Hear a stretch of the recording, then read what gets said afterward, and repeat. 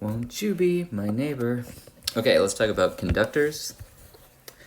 So, what is a conductor? A conductor is something where the charges can move around in it. Okay, a perfect conductor is one where the charges are infinite in supply and they can move around as much as you need. No perfect conductors, okay, but metals come pretty close, so that's what we're going to discuss here. All right, so from the definition alone that a conductor conducts, that electrons can move around, okay, which is opposite from an insulator where the electrons are stuck.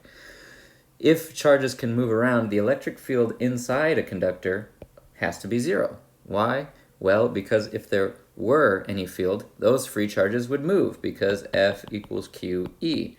So if you have a charge and you have an electric field, you're going to have a force, and F equals MA, and all your charges move. Okay, that can't be possible. So inside a conductor, whatever the electric field is, it has to be zero. Okay.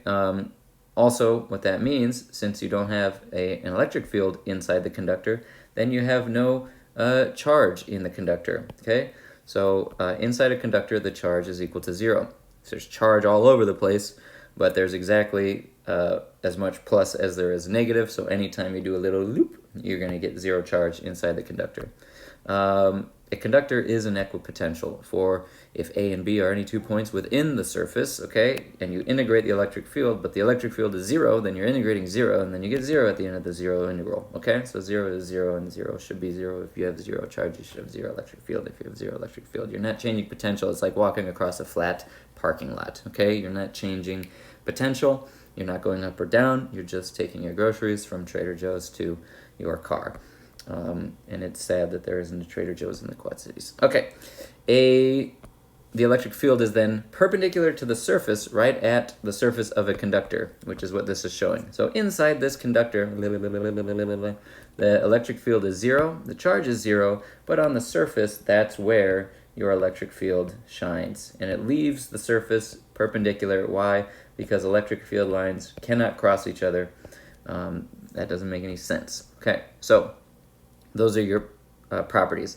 So why is an electric field zero inside the conductor? It's because you can see it this way. If you put a conductor in an external electric field, then, sorry, I just got shocked by the electric field, then it induces a internal electric field inside, and the charges become polarized, and it turns out that the induced field is just enough to cancel the out external field inside the conductor, and so that's why you end up with a net conductor inside, a net electric field inside of zero. Okay, this is pretty cool. All right, induced charges. Now, obviously, if you bring a charge near a conductor and the charges are free to move around, then if you bring a positive charge close to a conductor, the negative charges are going to go show up. Okay, it's like Kim Kardashian fans going to see Kim Kardashian over here, and then normal people with taste go over here to do other things. Okay, and then no offense, and then maybe a little, but okay. So doing that is called induction of charges. Okay, now there's something really cool called charge screening. Not really, this might not be a great example of charge screening, but it's an example of if you bring a charge and you surround it with a conductor, it's really cool. The negative charges, let's say this is a positive charge, the negative charges will be attracted to the positive charge, and the positive charges will be repelled out to the surface. So what that's actually going to do is create, there's going to be a zero electric field in the conductor still. You're going to have a non-zero electric field in the space, and then you're also going to have an electric field outside the conductor, and then that electric field outside the conductor can be used to determine what the charge is on the inside. So basically, the net charge of this conductor, which you measure outside of the conductor, will tell you what the charge is inside, which is pretty cool. Okay, and then let's see. So this is another example, figure 2.46. We've got an uncharged. So this is a conductor without a charge, and it's centered at the origin. It's got a cavity of some weird shape. We don't care what the shape is, cut out of it, and we put a charge in there, Q. Question is, what's the field out here or here at some point P? Okay, what we do is we find that the electric field is just the normal kq over r squared, and by k, I don't like saying all this, 1 over 4 pi epsilon naught q over r squared. No matter what the shape of the hole is, no matter where the charge is, you could cut the hole out over here. You could cut a hole out in the shape of Kim Kardashian, which I'm not going to attempt to draw. And you will get a, the charge that you want. Okay, so pretty cool. So read all that. That's really great. If the cavity surrounded by the conductive field is empty of charge, then the field within the cavity is 0. So this is pretty cool. And there is your example of what's going on. So just read this. It's good to understand all those things. Do a couple of these problems here and try to figure out what these things are. Okay. Now, if you have a conductor, okay, and then we're going to talk about what's going on the surface of it. Okay, the electric field at the surface of a conductor, right outside of the field, right outside the surface, is sigma over epsilon 0 n hat, okay, which means normal to the surface. So whatever the surface is, the electric field right outside of it is the surface charge density divided by epsilon naught, whatever the surface charge density of the sphere is, so, or object. Let's say you've got a sphere, so that means it has 4 pi r squared amount of area on its surface, and let's say it has a charge of q, then the surface charge density, sigma, is q divided by that, and so that'll tell you the charge per surface area, okay? And then that gives you your surface charge density. And then the surface charge density, normal to the surface, or sorry, the electric field normal to the surface is just that surface charge density. And then if you want to determine what the charge density is, not from the total charge and the total surface area, if you know the potential, then you can determine the surface charge by doing this, taking the derivative of the potential and minus epsilon naught there at the surface. Okay, so these equations, you can calculate the surface charge on a conductor if we can determine E or V, okay, which is pretty cool. So in the presence of electric field, the surface charge will experience a force, okay, and the force is sigma times E, but for electric fields, it's discontinuous at the surface charge. What are we supposed to do for E above and E below, or what are we supposed to do right at the surface, E above, E below, or something different? And it turns out that it's the average of the electric field above and below, and that's going to be your electric field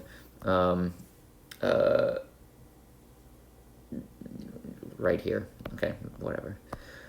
Okay, so then he goes through this little derivation here. Why do we use the average? And he just goes through and calculates if the E above is this plus this, and the E is the other, and then you solve for what it is. The E other is the same, and blah, blah, blah, you get the average of the two things. Okay, so yes. So then you get this force here, 1 over 2 epsilon naught sigma squared n hat, and this is called, or this creates some little outward pressure on the surface, tending to draw the conductor into the field, regardless of sigma. And we can express this way, epsilon naught over 2 E squared, okay, because E is up here, sigma over epsilon naught n hat. So if we replace sigma over epsilon naught n hat with E, we get E squared, and then n dot n and so on, or replace sigma squared with E, E, and we get our n dot n and so on and blah blah blah, so you get your outward pressure there. Okay, then capacitors, let's say you have two conductors, charge on one minus charge on the other, V is constant over the conductor, then the potential is just the integral from the plus charge to the minus charge of E dot dl, from there to there, okay, and the electric field then is proportional to Q according to Coulomb's law, so E is 1 over 4 pi epsilon naught times the integral of the charge density. If we double rho, we double E, whatever, maybe the charge, anyway, we're going through, okay, read that, it doesn't shift around. Okay, since E is proportional to Q and also to V, then the constant of proportionality is what we call the capacitance. If we increase the charge, we increase the voltage potential, and that's capacitance measured in farads. We all know this, Q equals CV, blah, blah, blah. And then we've got an example here. Find the capacitance of a parallel plate capacitor consisting of two metal surfaces of area A held a distance apart D. Okay, if we put Q on the top, minus Q on the bottom, the charges will spread out, so the surface charge density is Q over the area, and if it's just, length times width or something, you can put that in there. Then the potential difference is, and we know that it's Q over A, surface charge density over epsilon naught, so that's Q over A epsilon naught. And then the voltage potential between the plates is therefore Q over A epsilon naught times D, and then hence C, the capacitance, is A times epsilon naught over D, which is an equation you probably are familiar with from intro physics or something. Okay, so if we want to find the capacitance of two concentric spherical metal shells with these radii, okay, you're going to do the same thing. You got to find the electric field first. It's Q over R squared, like normal, and the potential between them, integrate that from 0 to, well, in this case, B to A. Their radii are A and B. Then you get this, and that's your voltage potential. And then C is Q over V, and we have what V is, which is this, and we get Q over this, which is 4 pi epsilon naught A, B, B minus A, and the Q's cancel out, and that's your capacitance of two spherical plates. Okay, so that's pretty cool. And in order to charge up a capacitor, we have to move electrons from the positive plate, carry them to the negative plate, and we have to fight against the electric field, which is pulling you back, okay? Suppose that at some intermediate stage in the process, the charge on the positive plate is Q, so that the potential difference is Q over C. According to 2.38, which if we go back, so that I hate when he references old, stupid equations, okay? Oh, for God's sakes, 2.38, almost there.